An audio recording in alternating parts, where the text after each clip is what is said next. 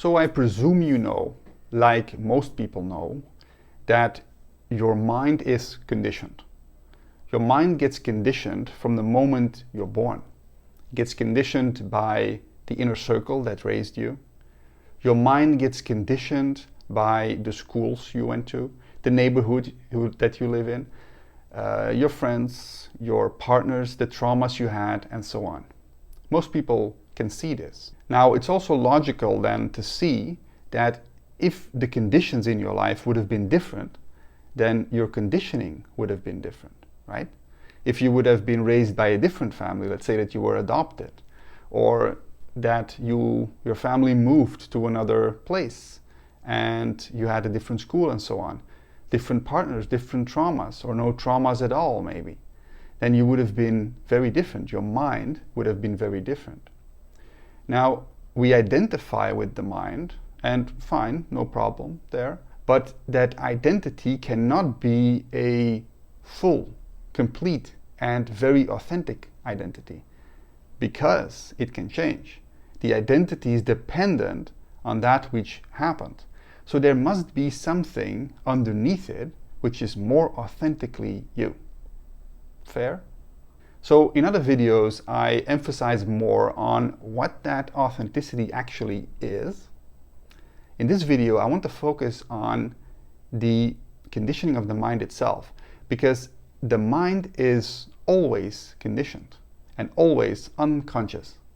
Very important to realize. Your mind is not conscious. It's like a body of knowledge, and we can identify with it very closely. That means that you, who is conscious, merges with concepts in the mind. And then it seems that that mental identity is conscious. But actually it never is. So whether you are identified very strongly with your mind or not, it never is conscious. Your mind is not conscious. You are. And so your mind is always conditioned. It is either conditioned unconsciously by the world, or you condition it consciously via your own authenticity. Now, if your mind is conditioned by the world, then it is conditioned by chaos, unconsciousness, because that happens to be the current state of society. But you can also recondition your mind, because everybody's mind is conditioned already. It's not that you have to start from that anybody can start from a clean slate. Everybody is already conditioned. It just depends on how conscious of your conditioning you are. So you can always recondition your own mind according to your authenticity. Now, your mind is something that you create, like we said. So consciously or unconsciously, but the mind is created always, because it is not conscious itself. Okay, the mind is always created. Your authenticity is discovered. You cannot create your own authenticity. You cannot create your personality, your likes and dislikes. You have to discover them. And you can fine-tune them, and you can even control them if needs to be, but usually it doesn't. But that is something you discover and don't create. So how do you discover that authenticity to then recondition your mind? Well, your authenticity is discovered, or emerges naturally, because you don't actually have to do anything to find it, because, like we said, you don't create it.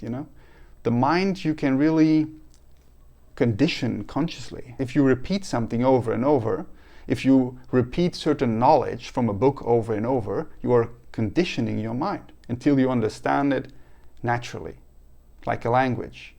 You don't have to think about a language anymore if you really master it, right? That is conditioning of the mind, of the unconscious mind. But with your authenticity, it's different. You cannot put effort in your authenticity. It emerges naturally. How does that happen? Well, it happens when your individual awareness merges with the broader awareness of all things, then naturally in that, your own personality, authenticity, by the way, together with wisdom, sanity, the opposite of that chaos and unconsciousness of the world. So that emerges naturally. And if your mind syncs with that, it gets reconditioned on its own. There's no effort involved there really. The only effort maybe could be to step out of the already conditioned momentum that the mind has. Maybe you could call that effort. The effort to be in timelessness and to pull away, in a sense, the energy from the mind. So the energy, the attention, the focus, the nourishment of the mind, the thinking. If you pull the energy from that into the senses, and you just breathe, no more mind, no more thoughts, no more time, no more past, future, just this.